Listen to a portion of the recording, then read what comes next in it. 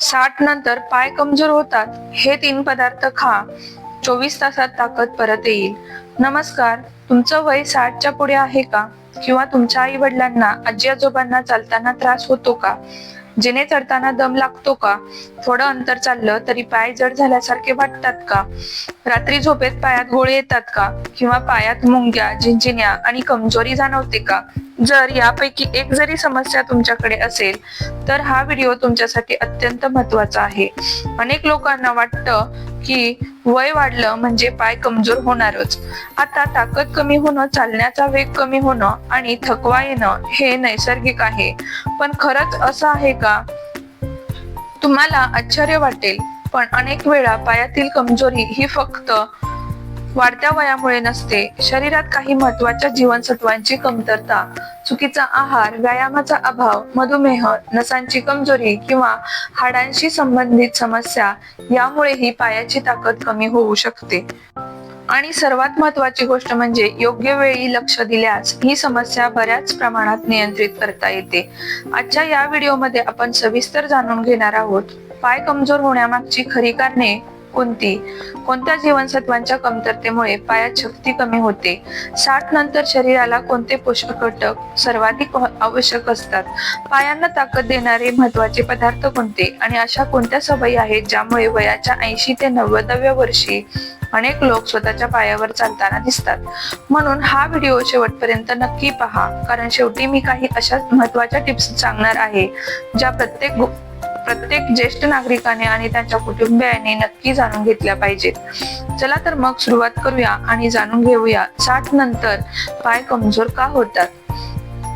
60 नंतर पाय कमजोर का होतात? मित्रांनो, सर्वप्रथम हे समजून घेऊया की वयाच्या 60 नंतर पाय कमजोर होणं ही एकच समस्या नसून त्यामागे अनेक कारणे असू शकतात. आपल्या शरीरातील प्रत्येक हालचाल स्नायू, हाडे, सांधे, नस आणि रक्तपुरवठा यांच्यावर अवलंबून असते. यापैकी कोणत्याही घटकावर परिणाम झाला तर त्याचा सर्वात आधी परिणाम पायांवर दिसून येतो. स्नायूंचे प्रमाण कमी होणे, वय वाढत जाते तशी शरीरातील स्नायूंची ताकद आणि आकार हळूहळू कमी होऊ लागतो. याला वैद्यकीय भाषेत सार्कोपेनिया असे म्हणतात. वयाच्या 30 वर्षानंतर दरवर्षी थोड्या प्रमाणात स्नायू कमी होत जातात आणि 60 नंतर ही प्रक्रिया अधिक वेगाने होते. त्यामुळे चालण्याचा वेग कमी होतो, जिने चढताना त्रास होतो, जास्त वेळ उभा राहता येत नाही, पटकन थकवा येतो. म्हणूनच अनेक ज्येष्ठ नागरिक म्हणतात पूर्वीसारखी ताकद राहिली नाही. व्हिटॅमिन डी ची कमतरता. व्हिटॅमिन डी हे फक्त हाडांसाठीच नाही तर स्नायूंच्या ताकदीसाठी सुद्धा अत्यंत महत्त्वाचे आहे. आजकाल अनेक ज्येष्ठ व्यक्ती घरातच जास्त वेळ घालवतात. सूर्यप्रकाश कमी मिळाल्यामुळे व्हिटॅमिन डी ची कमतरता निर्माण होते. यामुळे पाय दुखणे, स्नायू कमजोर होणे, चालताना अस्थिर वाटणे, वारंवार पडणे अशा समस्या निर्माण होऊ शकतात. कॅल्शियमची कमतरता. कॅल्शियम हाडांच्या मजबूतीसाठी आवश्यक असते. जेव्हा शरीरात कॅल्शियम कमी होते तेव्हा हाडे कमकुवत होतात. त्याचा परिणाम पायांवर आणि गुडघ्यांवर जाणवू शकतो. काही लोकांना रात्री पायात गोळे येतात. यामागेही कॅल्शियमची कमतरता कारणीभूत असू शकते. व्हिटॅमिन B12 ची कमतरता. व्हिटॅमिन B12 आपल्या नसांच्या आरोग्यासाठी अत्यंत आवश्यक आहे. याची कमतरता झाल्यास पायात मुंग्या येणे, झिंझिण्या जाणवणे, बधीरपणा, चालताना तोल जाणे अशी लक्षणे दिसू शकतात. अनेक वेळा लोक याकडे दुर्लक्ष करतात. मधुमेह, साखर अनेक वर्ष नियंत्रणात नसल्यास नसांवर परिणाम होतो. याला डायबेटिक न्यूरोपॅथी म्हणतात. यामुळे पाय जळजळणे, मुंग्या येणे, सुन्नपणा, कमजोरी निर्माण होऊ शकते.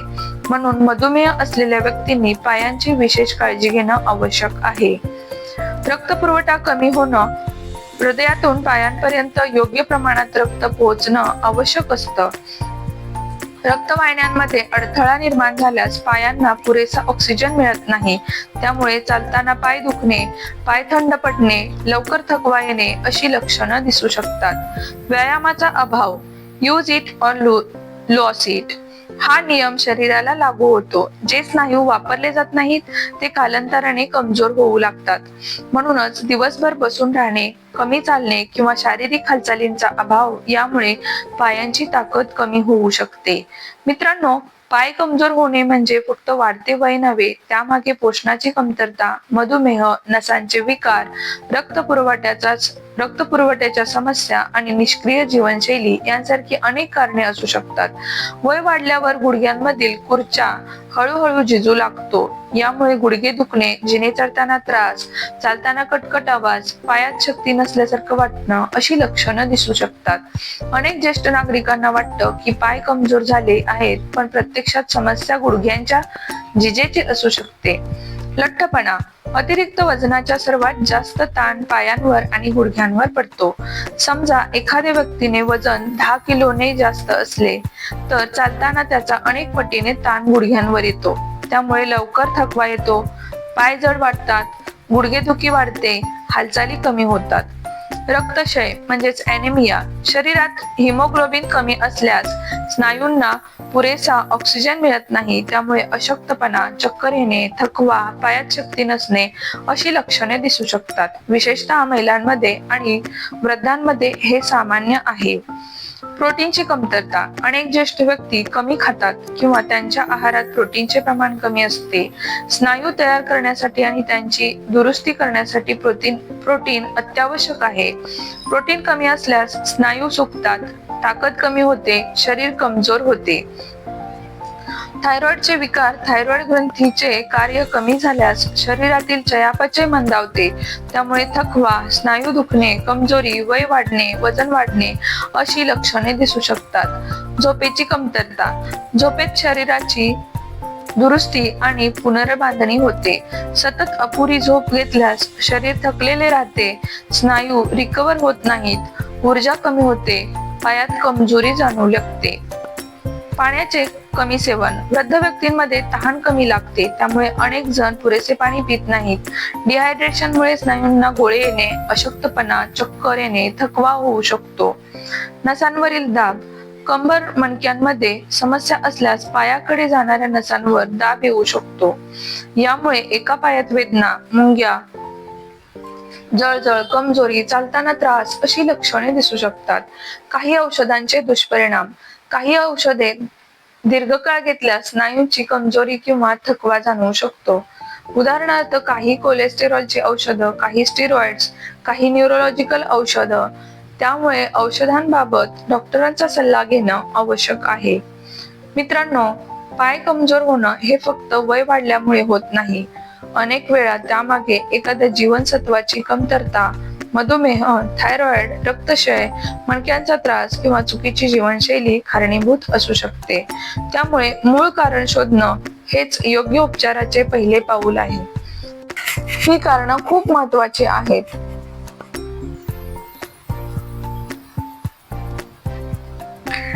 पायांना ताकद देणारे सुपर फूड्स. मित्रांनो, आता जाणून घेऊया असे काही पदार्थ जे स्नायू, हाडे आणि नसांच्या आरोग्यासाठी उपयुक्त ठरू शकतात. दही आणि योगर्ट. दही हे कॅल्शियम, प्रोटीन आणि प्रोबायोटिक्सचे उत्तम स्रोत आहे. यामुळे हाडे मजबूत राहण्यास मदत होते, स्नायूंना आवश्यक पोषण मिळते, पचन सुधारते. दिवसातून 1 वाटी दही आहारात समाविष्ट करू शकता. ओट्स आणि चिया सीड्स. ओट्स मध्ये फायबर, प्रोटीन आणि खनिजे असतात. चिया सीड्स मध्ये ओमेगा 3, कॅल्शियम आणि अँटीऑक्सिडंट्स असतात. यामुळे ऊर्जा टिकून राहते, स्नायूंना पोषण मिळते, कमजोरी कमी होण्यास मदत होते. राजगिरा.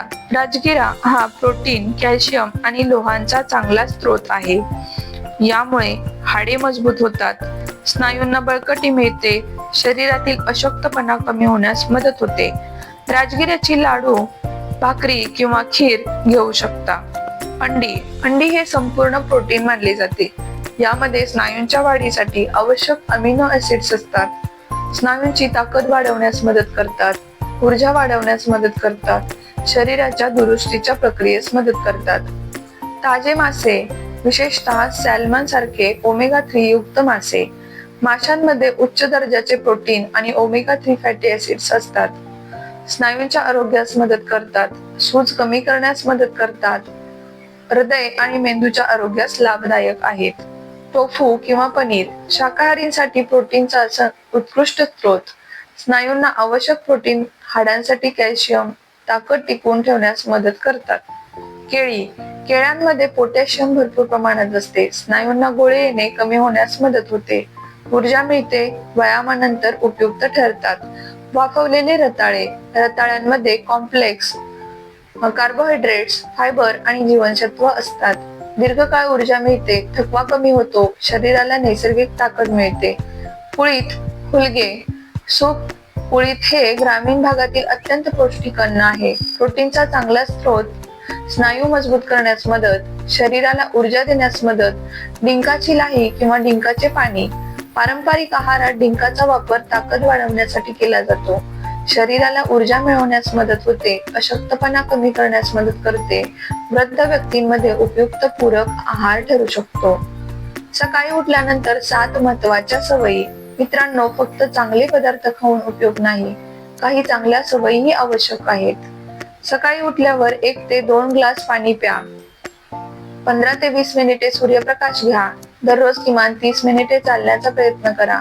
हलका स्ट्रेचिंग व्यायाम करा. प्रोटीनयुक्त नाश्ता घ्या. रक्तातील साखर आणि रक्तदाब नियंत्रणात ठेवा. पुरेशी 7 ते 8 तास झोप घ्या. या साध्या सवयी दीर्घकाळ पाय मजबूत ठेवण्यासाठी मदत करू शकतात. पाय कमजोर झाल्याची लक्षणे.